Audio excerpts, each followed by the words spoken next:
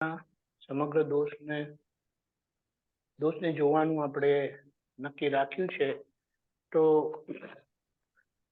આ બધાનું માપ આજ્ઞા પર આવી જાય છે. આજ્ઞામાં આપણે જે રિયલ વ્યૂ પોઈન્ટ થી જોવાનું છે એ જોવાના ભાગમાં જેમ જેમ આપણું એ નિરીક્ષણ શક્તિ, જોવાની શક્તિ એટલે કે ઉપયોગ ગોઠવાતો જાય તેમ તેમ આ બધી ભૂલો દેખાશે. પેલા સ્થૂળ દેખાશે. સ્થૂળમાં તો આપણે જોયું કે આપણા આચરણથી કોને ક્યાં કેવી રીતે દુઃખ થાય છે, અને એ ભાગથી જોવાના ભાગમાં આવે છે. એટલે આપણે કહીએ કે જે કોઈ બીજા આપણને જોતા હોય ને, 24 કલાક જાણે આપણી જોડે રહેતા હોય એવી રીતે આપણે પોતાને એવા જોયા કરીએ. એટલે એમ કીધું દાદાના શબ્દમાં કે આ નામધારી તમને દેખાય, જેમ બીજા કોઈ જોતા હોય ને તમને જોતા હોય એ રીતે તમે પોતાને એ ઓબ્ઝર્વ કર્યા કરો, જોયા કરો કે આ શું કર્યું, શું નહીં કર્યું. એટલે હદ સુધી કે તમારી આંખ ક્યાં જાય છે, તમારી આંખ શું જુએ છે એ પણ તમને ખબર પડે. પાછળ એ આંખ જોઈએ તો ત્યાં નથી ચોંટી જતી, ત્યાં એની અસર થાય છે. વિચાર આવે છે, એના માટે પ્રમાણ શું આપ્યું છે? જુઓ છતાં દેખાય નહીં તો કઈ કે તમે આપણે જોઈએ એટલે જોવે એટલે શું? આપણે મેં કીધું કે મેં આ વિજય દાદાને જોયા તો અંદરથી મને દેખાય નહીં નો મતલબ શું કે રજની દાદા જે કરે છે, બોલે છે એની અસર મને નથી. મારી નજર એમના શુદ્ધાત્મા પર જ છે. પણ આપણને એવું થતું નથી. શુદ્ધાત્મા તો જોઈ લીધા મેં, પણ એમણે આવું કર્યું, પણ એમણે આવું નહોતું કરવું જોઈતું. એ આવું બોલ્યા પણ એમણે આવું નહોતું બોલવા જેવું.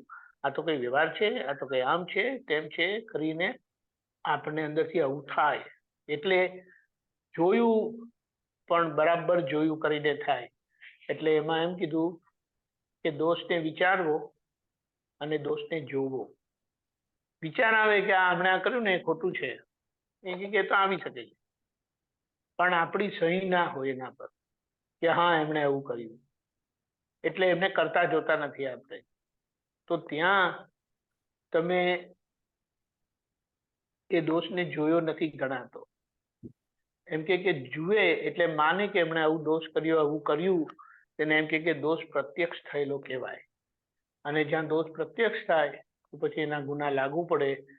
એટલે ગુનામાં તો પહેલી વાત આપણો શુદ્ધાત્મા ઉપયોગ જતો રહે.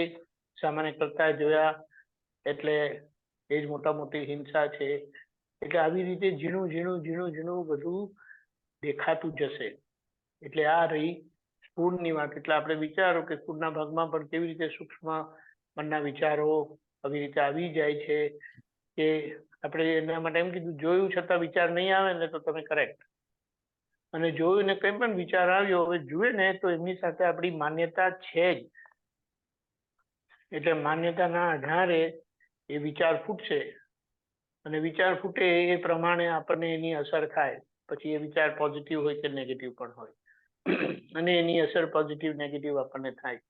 એટલે અહીંયા આપણે આવી રીતે એને ઓબ્ઝર્વ કરતા જઈએ.